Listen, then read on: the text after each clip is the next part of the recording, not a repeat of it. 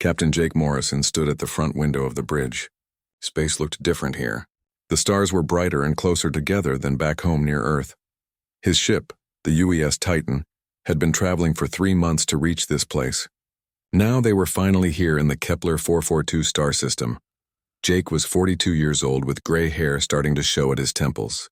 He had spent 20 years in Earth's Navy before taking command of humanity's first real battleship, designed for deep space. The Titan was massive, stretching over 2 miles long and packed with the best technology Earth could build. Behind him, his crew worked at their stations. Lisa Parker sat at the engineering console, her fingers dancing across the controls. She was the genius who had designed the ship's engines. They used both fusion and antimatter, something no one had thought possible until Lisa figured it out.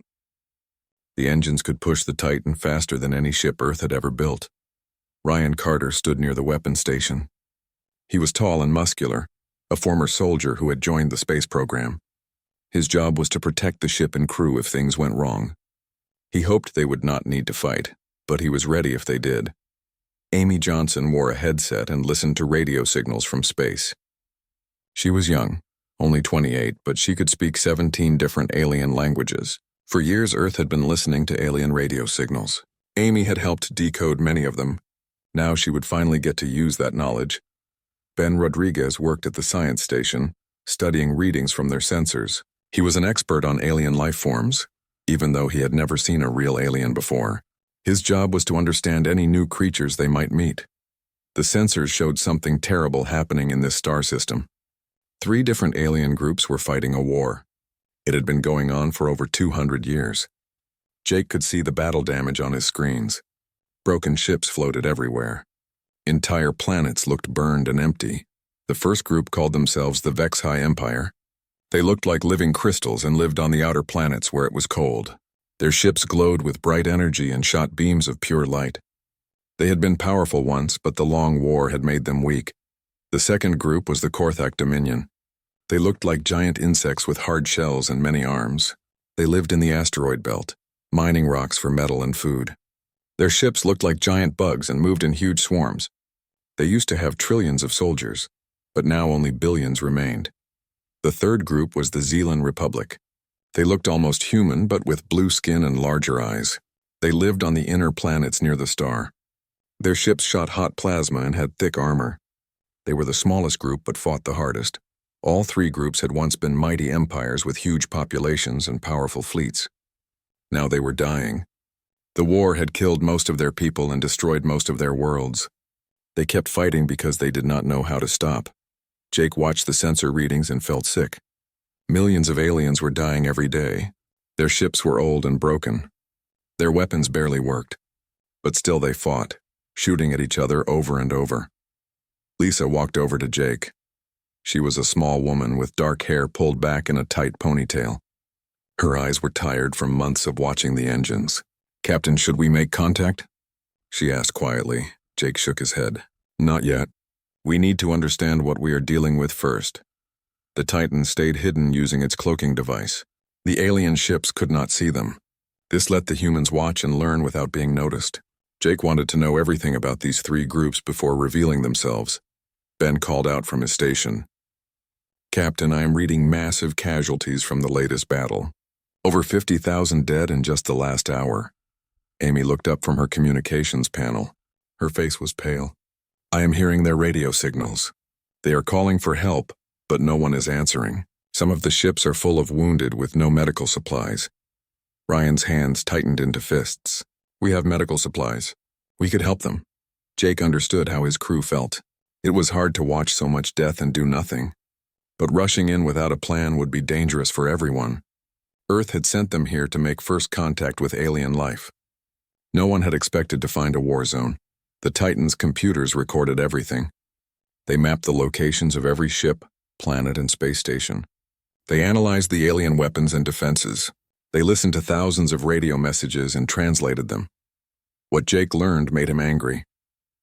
This war had started over a simple misunderstanding. Each group thought the others had something they needed.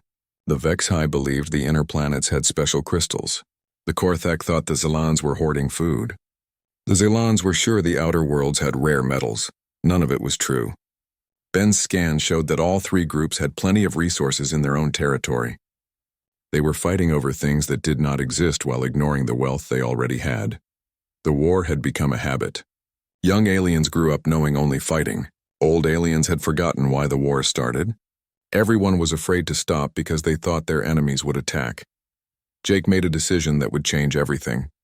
He could not watch entire civilizations destroy themselves.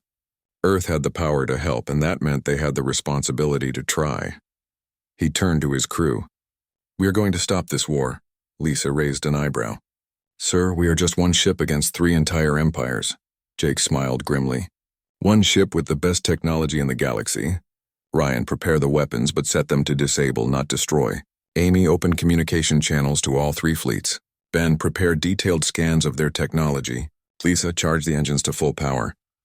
The crew moved quickly to follow his orders. They had trained for this moment for years. Earth's first contact with alien life would not be a peaceful meeting between explorers. It would be a confrontation between a dying past and a hopeful future. Jake looked out at the stars one more time before giving the order that would reveal humanity to the galaxy. Whatever happened next, there was no going back. The age of human isolation was about to end. The space around the 4th planet was filled with fire and death. 3 fleets fought in a massive battle that had been raging for 6 hours. Fax-high crystal ships shot bright energy beams at insect-like Korthak vessels. Xenon warships fired streams of burning plasma at both enemies. Hundreds of ships twisted and turned through space, trying to kill each other. Then something impossible happened. A shadow fell across the battlefield. The UES Titan appeared out of nowhere, its cloaking device shutting off. The massive human battleship was dark black with smooth curves and strange angles. It was bigger than anything the aliens had ever seen. Their largest dreadnoughts looked like toys next to it. All 3 fleets stopped shooting and stared. The human ship moved between them slowly, its hull covered in weapon ports and sensor arrays. Blue lights pulsed along its sides like a heartbeat. The aliens had never seen technology like this. On the Titan's bridge, Captain Jake Morrison sat in his command chair. His heart was beating fast, but his voice stayed calm. "Amy, open channels to all ships in the area." Amy Johnson's fingers worked quickly across her console. "Channels open, Captain. All 3 fleets are receiving." Jake stood up and walked to the center of the bridge. He knew that millions of aliens were about to hear humanity's first words to the galaxy. "This is Captain Jake Morrison of the United Earthship Titan. You will cease hostilities immediately and withdraw your fleets to a safe distance." The response came quickly from the crystal beings. Crystalline Lord Zephyros spoke in a voice like breaking glass. Amy translated his words through the ship's speakers. "Unknown vessel, you have no authority here. This is a matter between established empires. Withdraw immediately or face destruction." The insect leader spoke next. Swarm Master clicked. His voice was high and clicking. "Foolish newcomers. You are outnumbered 1,000 to 1. We will crack your shell and feast on your soft insides." Admiral Varric of the Zelons was more direct. His blue-skinned face appeared on the main screen, his large eyes filled with anger. "You dare interfere in our sacred war? Die, aliens!" The Zelon fleet opened fire immediately. Dozens of plasma cannons shot bright bolts of superheated gas at the Titan. The crew watched the energy weapons approach on their screens. Lisa Parker smiled from her engineering station. "Shields are converting the plasma energy into power for our systems. We just gained 12% more energy capacity." The alien weapons hit the Titan's hull and simply disappeared. The ship's revolutionary armor did not just stop the attack. It absorbed the energy and fed it back into the ship's power grid. The Titan actually became stronger when attacked. The 3 alien fleets stopped firing and stared in shock. Their most powerful weapons had done nothing. Worse, the human ship seemed to be feeding on their attacks. Jake decided it was time to show them what human weapons could do. "Ryan, give them a demonstration. Target the empty space between the fleets. Minimum power." Ryan Carter had been waiting for this moment. His fingers moved across the weapons console with practiced skill. "Firing railgun, Captain. Single tungsten round at 15% light speed." The Titan's main gun was a marvel of human engineering. It used magnetic fields to accelerate a tungsten projectile to incredible speeds. The metal slug was only the size of a baseball, but it carried more energy than a nuclear bomb. The shot was invisible to the naked eye. One moment there was empty space between the fleets. The next moment, a line of light appeared as the projectile hit cosmic dust particles. The tungsten round continued past the fleets and struck a large asteroid 50,000 miles away. The asteroid exploded in a brilliant flash of light. Rock fragments scattered in all directions, some pieces as large as buildings. The aliens watched in horror as a mountain-sized chunk of stone was turned to dust in an instant.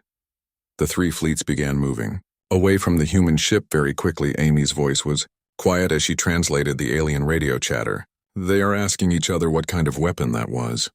None of them have ever seen anything like it. Ben Rodriguez looked up from his science station.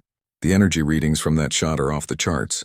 They know we could have targeted any of their ships instead of the asteroid. Jake nodded. The demonstration had worked perfectly. Now came the hard part. Open channels again, Amy. All fleets are listening, Captain. Jake's voice echoed across the battlefield. That was a warning shot. Our weapons are designed to punch through multiple ships with a single round. We have no desire to kill anyone today, but we will stop this war one way or another. Crystalline Lord Zephyros was the first to respond. His voice was much quieter now. What do you want from us, humans? We want you to stop killing each other, Jake replied simply. This war has gone on for too long. Too many have died for nothing. Swarm Master Klikta's chittering voice came next. You speak of things you do not understand, softskins. This war is older than your species. That makes it even more stupid, Jake said bluntly. You are fighting over resources that do not exist while ignoring the wealth in your own territory. Admiral Varick's image reappeared on the screen. Explain yourself, human. Ben Rodriguez stepped forward. Jake nodded for him to speak. Our sensors have mapped this entire system. Each of your empires controls territory rich in the resources you think your enemies possess. You are fighting over a lie. The alien leaders were quiet for a long moment. Then Zephyros spoke again. Even if this is true, we cannot simply end centuries of war. Too much blood has been spilled. Honor demands vengeance. Ryan Carter moved closer to the weapons console. Respect is earned through strength. We have shown you our strength. Now show us your wisdom.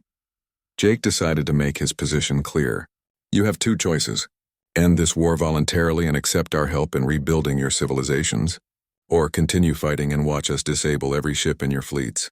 Swarm Master Klikta made a mistake. Her warrior instincts took over, and she ordered her remaining ships to attack the human vessel. All swarms converge on the alien ship. Show them the fury of the Dominion. 200 Korthak ships rushed toward the Titan like angry hornets. Their bioweapons fired acid and metal spikes. Their ramming ships prepared to crash into the human vessel. Jake sighed. Ryan, disable them. Do not destroy a single ship. What happened next became known throughout the galaxy as the 30-second war. The Titan's point defense lasers came online. Hundreds of small but precise weapons designed to stop incoming missiles. Against the alien fighters, they were devastatingly effective. Laser beams lanced out with surgical precision. Each shot hit exactly where it needed to disable a ship without killing the crew. Engines exploded, weapon systems overloaded, and control systems failed.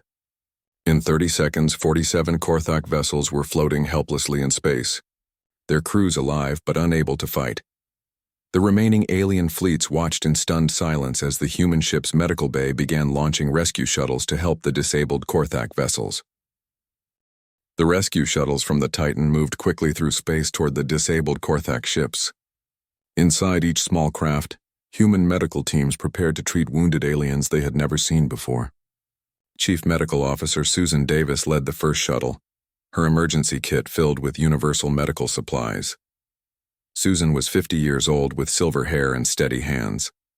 She had spent her career treating human injuries, but today she would face something completely new.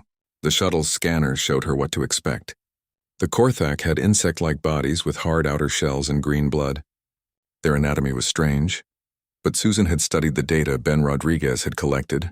The first disabled ship they reached was leaking atmosphere through holes in its hull. Susan's team sealed the breaches quickly and moved inside. The Korthak crew was badly injured but alive. They stared at the humans with fear and confusion. One young Korthak soldier was bleeding from a deep cut in his shell. Susan approached carefully, her hands visible and empty. "We are here to help," she said in simple words that Amy had taught her. The alien soldier clicked and chittered in his own language. He did not understand her words, but he could see that she wanted to help. Susan cleaned his wound and applied a bandage that would work on his alien biology. The Korthak's large eyes showed surprise and gratitude. Back on the Titan, Captain Jake Morrison watched the rescue operation on his screens. The other alien fleets were also watching. They had never seen an enemy help wounded soldiers from another species. It was something new in their long experience of war. Amy Johnson monitored the radio channels. The alien commanders were talking to each other in confused voices.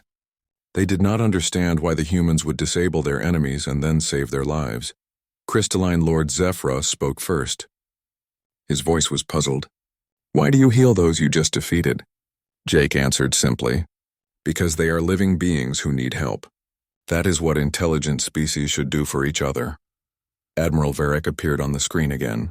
His blue face showed doubt and curiosity. "This is not how war works. Enemies are meant to be destroyed, not rescued." "Maybe that is why your war has lasted so long," Jake replied. "When you only know how to destroy, you forget how to build." The rescue operation continued for 2 hours. Human medical teams treated over 300 wounded Korthak soldiers. They replaced broken life support systems and repaired damaged hulls. By the time they finished, the disabled ships were safe and their crews were healthy. Swarm Master Klikta watched everything from her command ship. She had ordered the attack on the humans, expecting either victory or death. Instead, her soldiers were alive and grateful to their former enemies. She did not know what to think. Jake decided it was time to make his offer clear. He opened communication channels to all 3 fleets again. "Leaders of the 3 empires, you have seen what human technology can do. We can disable your entire fleets in minutes without killing anyone, or we can help you rebuild your civilizations and end this pointless war." He paused to let his words sink in. "You have 48 hours to send your highest-ranking officials to this ship. We will hold peace talks and find a solution that works for everyone. If you refuse, we will remove your ability to fight by disabling every warship in your fleets." The threat was clear, but so was the opportunity. The humans had shown they could destroy the alien fleets easily. They had also shown mercy and kindness to wounded enemies. It was a combination the aliens had never experienced. Crystalline Lord Zephyros was the first to respond. "What guarantee do we have that this is not a trap? How do we know you will not capture us when we board your ship?" Lisa Parker had an idea. She whispered to Jake, and he nodded. "To show our good faith, we will share some of our technology with you immediately. Chief Engineer Parker will transmit improved life support designs to all your ships. This will save lives regardless of what you decide about peace talks." Lisa's fingers moved across her console. Within minutes, each alien fleet received detailed plans for better air recyclers, water purifiers, and medical equipment. The designs were simple enough for their technology to build, but advanced enough to make a real difference. Ben Rodriguez added more incentive. "Our scans show that many of your worlds are dying from pollution and war damage. We can share methods to heal your planets and feed your people." The alien leaders went quiet as they studied the human technology gifts. The life support improvements alone would save thousands of lives across their fleets. The planetary healing techniques could restore worlds they had thought lost forever. Admiral Varric spoke carefully. "These gifts are valuable beyond measure. Why do you give them freely?" "Because we want you to trust us," Jake answered honestly. "Trust has to start somewhere. We are making the first move." Ryan Carter had been studying the alien fleet formations. He called Jake over to his station and pointed at the tactical display. "Captain, they are repositioning their ships, moving into defensive formations around their homeworlds." Jake nodded. The aliens were taking his ultimatum seriously. They were preparing either for peace talks or for a fight they could not win. Either way, they were no longer attacking each other. Amy Johnson looked up from her communications panel. "I am receiving messages from civilian populations on all 3 sides. They are begging their leaders to accept the peace talks. The people are tired of war." That news did not surprise Jake. Ordinary citizens always suffered the most in wars while having the least say in starting or stopping them. If the alien leaders would not listen to reason, maybe they would listen to their own people. 24 hours passed. The alien fleets remained in defensive positions, no longer fighting each other. Human medical teams continued helping wounded soldiers from all 3 sides. Human engineers shared more technology to repair damaged ships and stations. Ben Rodriguez made an important discovery while analyzing the data from their sensors. "Captain, I have found something interesting.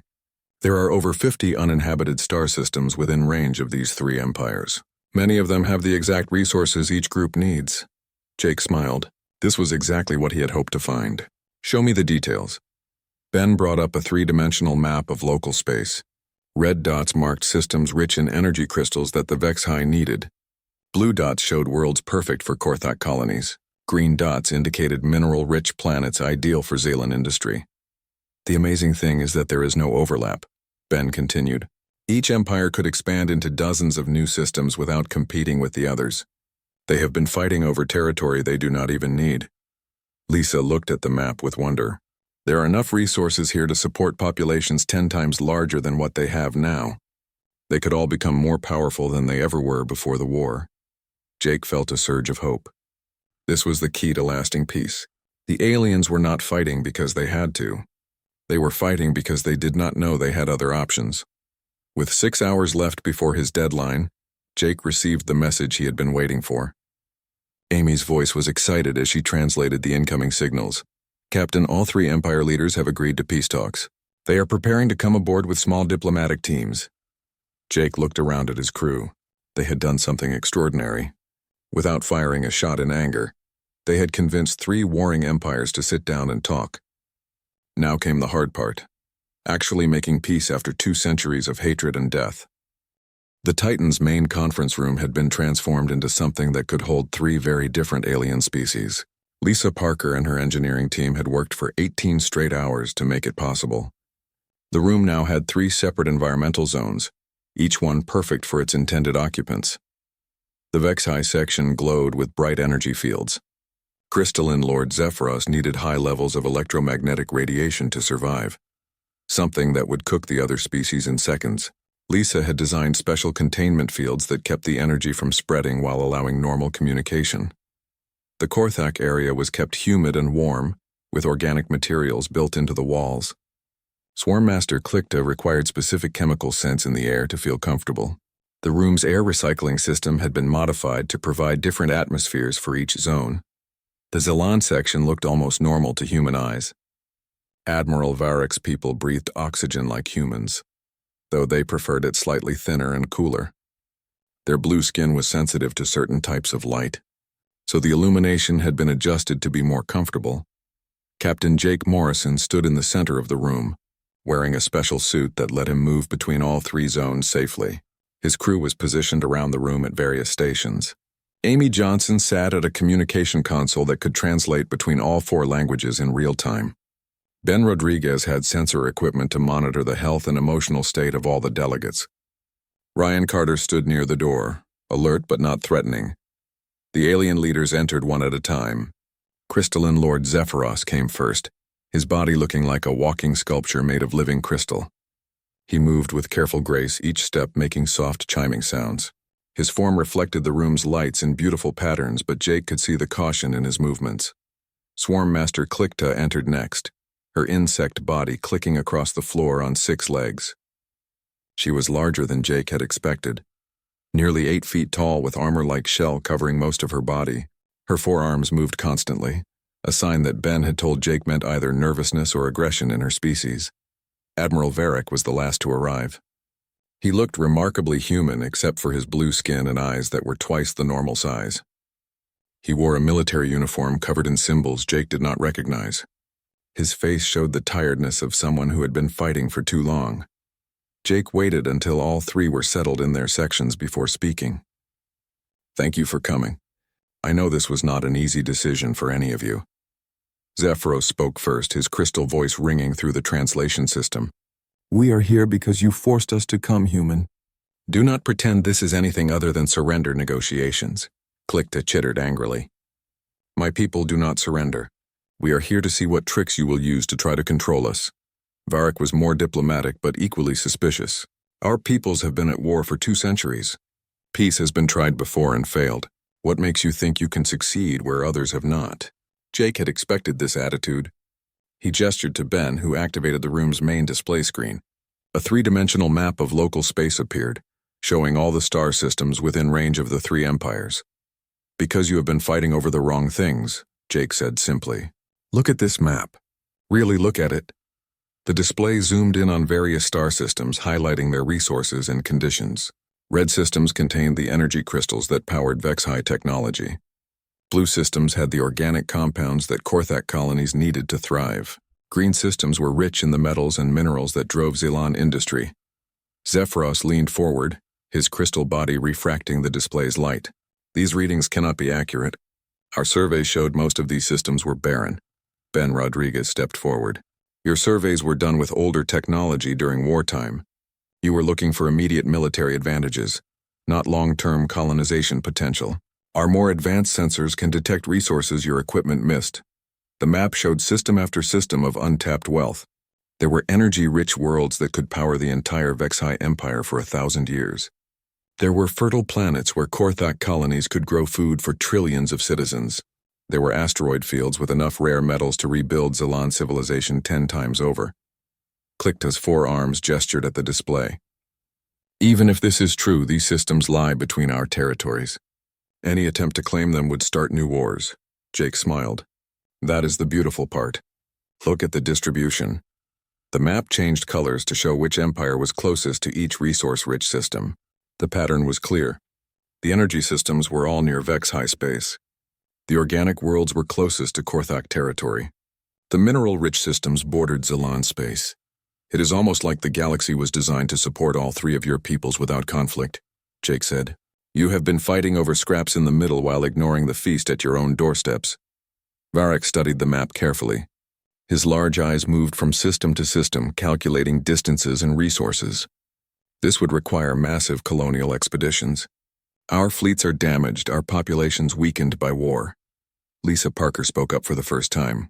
That is where human technology comes in. We can help you rebuild your fleets with better designs. Ships that are faster, more efficient, and more powerful than anything you had before the war. Amy Johnson added, we can also help with communication between your expeditions. Our translation technology will let your peoples work together when they encounter problems or opportunities. Zephyros made a sound like wind chimes in a storm. You offer much, but what do you want in return? Surely humans do not do this from kindness alone. Jake had been waiting for this question. We want to prevent the same thing that happened here from happening elsewhere. Our long-range sensors have detected similar conflicts in other parts of the galaxy. We want to build a system of cooperation that can stop wars before they destroy civilizations. Ryan Carter stepped forward. We also want allies. Humanity is new to galactic politics. We need friends who share our values of peace and mutual benefit. The three alien leaders spent the next hour studying the data Jake's team had provided. They asked technical questions about resources, distances, and colonization requirements.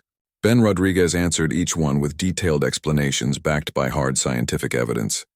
Slowly, Jake could see their attitudes changing. The suspicious fear was being replaced by cautious hope. These were intelligent beings who had been trapped in a situation that seemed hopeless.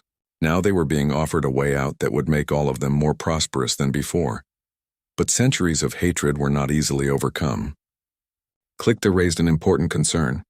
Even if we agree to this resource division, how do we handle the blood debt between our peoples?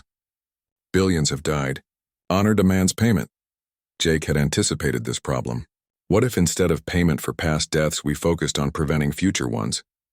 Each empire commits to helping the others with humanitarian aid when needed. Turn your warrior traditions toward protecting life instead of taking it. Varric nodded slowly. A council of mutual defense and assistance. When one empire faces natural disasters or other problems, the others provide help instead of trying to exploit weakness. Zephyros created a pattern of light in his crystal body that Ben said indicated deep thought. This would require trust between peoples who have been enemies for longer than most can remember.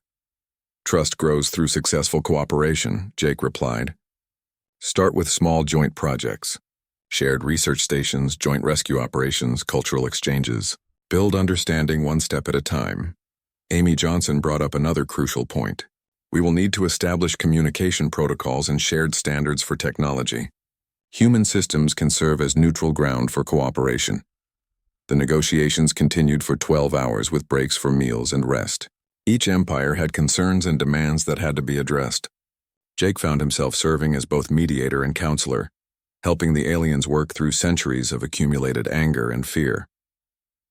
The breakthrough came when Susan Davis joined the talks. She had been treating wounded soldiers from all three sides and had stories to tell about their common hopes and dreams. Young Korthak warriors wanted to explore new worlds. Vex-High engineers dreamed of building magnificent crystal cities. Zealand farmers hoped to grow food on fertile planets instead of poisoned ground. By the end, even the suspicious alien leaders could see the possibilities. They were not just negotiating an end to war. They were planning a future where all three civilizations could flourish beyond their wildest dreams. 6 months had passed since the signing of the Kepler Accords aboard the UES Titan. Captain Jake Morrison stood on the observation deck of the newly built Harmony Station, watching something that would have been impossible to imagine before humanity arrived. Vex-High crystal ships worked side by side with Korthak biovessels to construct a massive space dock. Zealand industrial platforms provided the raw materials, while human engineering ships supervised the delicate process. The space station was a marvel of combined technology. Crystal spires from Vex-High design housed energy systems more powerful than anything previously built.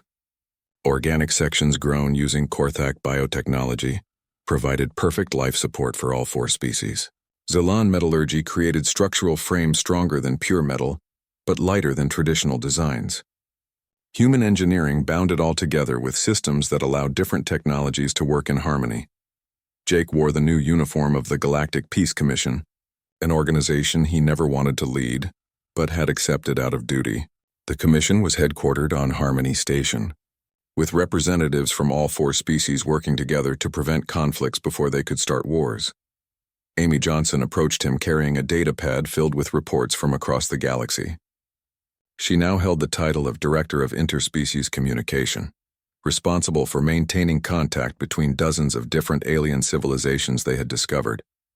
"Captain, we have updates from the expansion fleets." Jake took the pad and scrolled through the information. The Vex-High had successfully established 3 new colonies in energy-rich systems, their crystal cities growing larger and more beautiful than anything they had built before the war. Korthak exploration swarms had found 7 worlds perfect for their biology, places where their populations could grow and thrive without the overcrowding that had helped fuel the original conflict. The Zealans had perhaps benefited the most from the peace. Their industrial expertise, combined with access to new mineral-rich systems, had allowed them to build a new generation of ships and stations. Their blue-skinned engineers worked alongside human designers to create vessels that pushed the boundaries of what space technology could achieve. The joint expedition to the Andromeda. "Signal is ready to depart," Amy continued. "All 3 empires have contributed their best ships and crews." Jake nodded with satisfaction. 3 months ago, human deep space sensors had detected artificial signals from a nearby galaxy.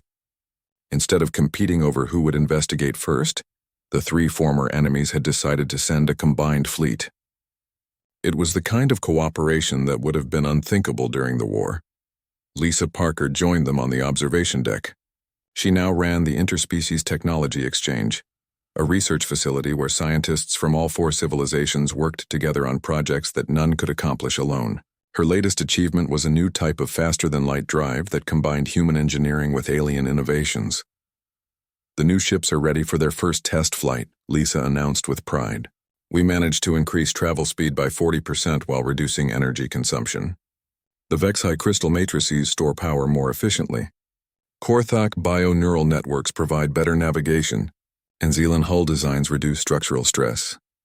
Jake smiled as he watched a sleek new starship undock from the station. It was beautiful in a way that no single species could have created. The flowing lines of human design were enhanced by the crystalline beauty of Vex-High architecture, the organic curves of Korthak biotechnology, and the elegant strength of Zealand engineering. Ben Rodriguez arrived with his own report. As director of xenobiological research, he studied new forms of life discovered by the expanding colonies. His work had led to medical breakthroughs that benefited all 4 species. "We have received confirmation from the Outer Rim expeditions. They have found evidence of at least 12 more intelligent civilizations within range of our new ships." This was both exciting and concerning news. Each new civilization meant new opportunities for trade, knowledge, and friendship. But it also meant new potential for conflicts like the one they had just resolved. Ryan Carter approached the group carrying a message tablet marked with urgent priority symbols. He now commanded the Galactic Defense Fleet, a combined force of ships from all four species designed to keep peace throughout their expanding territory. "Captain, we have a situation developing in the Proxima sector." Jake read the message quickly. Two newly discovered alien civilizations were on the verge of war over a disputed star system. Both species claimed historical rights to the same worlds, and diplomatic contact had broken down into threats and military positioning. "How long until we can get there?" Jake asked. "The new fast ships can make the journey in 8 days, Ryan replied. "I recommend taking a mixed diplomatic and military force. Show strength while offering peaceful solutions." Jake looked around at his team. They had become experts at preventing wars instead of fighting them. The formula was always the same: superior technology to get everyone's attention, careful analysis to find the real problems, and creative solutions that gave all sides more than they thought possible. "Amy, contact the Proxima civilizations and let them know we are coming. Tell them we have experience resolving territorial disputes. Ben, start analyzing their biology and psychology based on our sensor data. Lisa, prepare technology gifts that might help with their immediate problems. Ryan, select ships and crews for a diplomatic mission with defensive capabilities." As his team dispersed to prepare for their new mission, Jake reflected on how much had changed. The three empires that had been dying from endless war were now thriving in ways they had never imagined. The Vex high population had doubled as energy-rich worlds allowed them to grow larger crystal cities. Korthak birth rates had returned to healthy levels as abundant food ended generations of malnutrition. Zealand industrial output had increased tenfold as new mineral sources fed their manufacturing systems. But the greatest change was in how they thought about each other. Young aliens from all three species served together on mixed crews, learning each other's languages and customs. Interspecies marriages were becoming common, creating new generations who saw diversity as strength rather than threat. The old hatred was being replaced by curiosity and friendship. Susan Davis joined Jake at the observation window. She had established medical exchange programs that shared healing knowledge between all four civilizations. Her work had saved millions of lives and created bonds of gratitude that strengthened the peace. "The hospital ship is ready to accompany the Proxima mission," she reported. Jake nodded. Medical aid was often the key to gaining trust with new civilizations. When people saw that strangers cared enough to heal their sick and wounded, fear began to fade and cooperation became possible. A soft chime indicated an incoming message from Earth. Jake's replacement as captain of the Titan appeared on a communication screen. The great ship was now Earth's roving ambassador, making contact with new civilizations and inviting them to join the growing alliance of peaceful species. "Admiral Morrison," the captain said formally. Jake had been promoted when the Galactic Peace Commission was established. "Earth Command wants an update on expansion progress." Jake provided a brief summary of the colonies, the new technology developments, and the upcoming Proxima mission. Earth was proud of what humanity had accomplished, but also concerned about growing too fast. Each new member of their alliance meant more responsibility for keeping peace. "Tell Earth Command that we are building something unprecedented in galactic history," Jake concluded. "A civilization based on cooperation instead of conquest. It will not be easy, but it is worth the effort." As the communication ended, Jake looked out at the stars and thought about the future. Humanity had found its place among the stars not as conquerors but as peacemakers. They had proven that superior technology combined with wisdom and compassion could solve problems that seemed impossible. The moment Earth's battleship had arrived in the Kepler system, 3 dying empires had indeed begged for mercy. But they had found something far better than mercy. They had found hope, friendship, and a future brighter than any of them had dared to dream. Now that future was spreading across the galaxy, one star system at a time, and Jake Morrison, former sea captain turned galactic diplomat, would continue to serve as guardian of that precious peace until his duty was done.